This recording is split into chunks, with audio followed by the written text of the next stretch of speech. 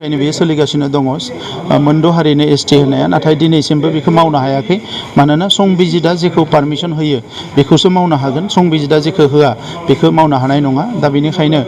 जोंनि हादोरनि संबिधानाव गोबां माने बेबायदि गोसोबानो सोरखौबा एसटि खालामनाय गोसोबानो दाननो हानाय बेबायदि सुबिदा गैया दा बेनिखायनो बिथांमोना दिनैसिमबो नाजासेयाव हायाखै दा बेखौ लानानै आं सान्दों बारा गोनो गोथो जानांगौ गैया सोरबा मोनथावै मानसिया मोनोबा बेखौ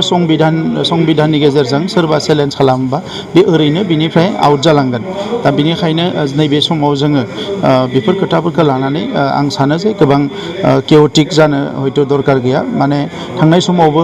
जोङो आं दुलाराय बर' फरायसा आफादाव थानाय समाव बा आंनि सिगाङाव रोंगोरा नार्जारिया थानाय समाव बा बिनि सिगाङाव रबिराम नार्जारि थानाय समाव बा बिनि सिगाङाव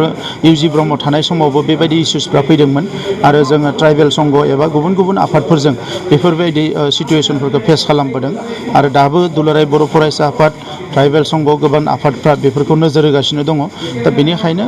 ट्राइबेलफ्रा खहा जाजासे माबा मोनसे गिदिर माबा मोनसे लाबोनो हागोन आं बेखौ सानाखै दा बे जुदि माबा बेबायदि नुयोबा समाव बिनि सायाव सावरायनाय जागोन आरो खामानि मावनाय जागोन पाट्टा होनो थाङाखै आरो पाट्टा होनोबो हाया बेयो ओरैनो सोरबाया बानायना बुंनाय बाथ्रा ट्राइबेल बेलेनबर्गआव रावनोबो पाट्टा होनो हाया एक्सेप्ट जायफोरखौ आगोलाव 1886 चेप्टार 10आव होखानाय दङ बे मथे नेपालि ग्रेजियार होननानै बुंदों कच राजबंशी आरो सान्थालि बिसोरनो होनाय मोनसे मोनथाया चेप्टार 10आव आगोलावनो प्रटेक्टेड क्लास होनना लिरनाय दङ बिनि बादै गुबुनफोरनो होनो हाया आरो होनायबो जानाय नङा दा चिफ मिनिस्टारा आंखौ ट्राइबेल बेलेन ब्लकआव होनांगौ होनना बुङाखै ट्राइबेल बेलेन ब्लकनि बाहेराव जेरावनोखि गुबुन हारिफ्रा रायजो जानानै दङ बिथांमोननो हानि पाट्टा होनांगौ गुबुन हारिल' नङा जोंनि हारियाबो दिनै क'क्राझार टाउननि खाथि खाला बेलेन ब्लक नङै जायगायाव तामुलपुरनि खाथि खाला बेलेन ब्लक नङै जायगायाव गोबां मानसिफोर दङ जोंनि हायाबो मेदि जायाखै दा बेफोर हाखौ मेदि खालामनायनि बाथ्राखौसो सानदों सोरबा मानसिफ्रा बेखौनो एसे हाफ इनफरमेसन लानानै पलिटिकेलि मोनसे क्रिटिसिजम लाबोनो थाखाय खोथाफोरखौ लाबोयो नाथाय दिनैसिम हानि जि बाथ्राफोर सिगांनि समाव जों सांग्रां जाबोयैखाय जोंनि हाफोरखौ गुबुनफ्रा दखल खालामजोब्बाय दा दिनैनि समाव जों बयबो सांग्रां जानानै दङ हाखौ जों कमप्रमाइज खालामनाय नङा नाथाय बे बेलायाव दुखुनांथावा बेसो दा मालायनि खोथाखौथ' जों बुंदों नाथाय जोंनि मानसिफ्राबो दिनै 200 बिगा 300 बिगा 500 बिगा खुनु आयेन कानुन गैयाजासे बिथांमोना साहा बागान बानायदों दखल खालामनानै लादों गावनि नाम बानायनानै लादों थांनाय सरकाराव दा बेफोरबो जोंनियाव दिनै हानि बेलायाव जथेस्थ' जेंना लाबोदों नाङा फाङा दिनै रामदेब मोनबायदिनो 3000 बिगा गोबां हा होलांदों जायफोरनिखि खुनु प्रडाक्सन गैया दा बेफोराव जोङो मोजां मोजां इन्डास्ट्रि गायसननो हायो बायदिसिना हाबाफारि लानो हायो दा बेफोरनि थाखायनो जोंनि सरकारनि समाव जोङो जाहाथे मेक्सिमाम हानि जेंनाखौ सुस्रांनो हायो आरो गोबां हाखौ जाहाथे प्रटेक्ट खालामनानै दोननो हायो बिनि थाखाय माखासे पलिसिखौ जों लागासिनो दङ लेन्डनि हानि जिफोर लेखाफोर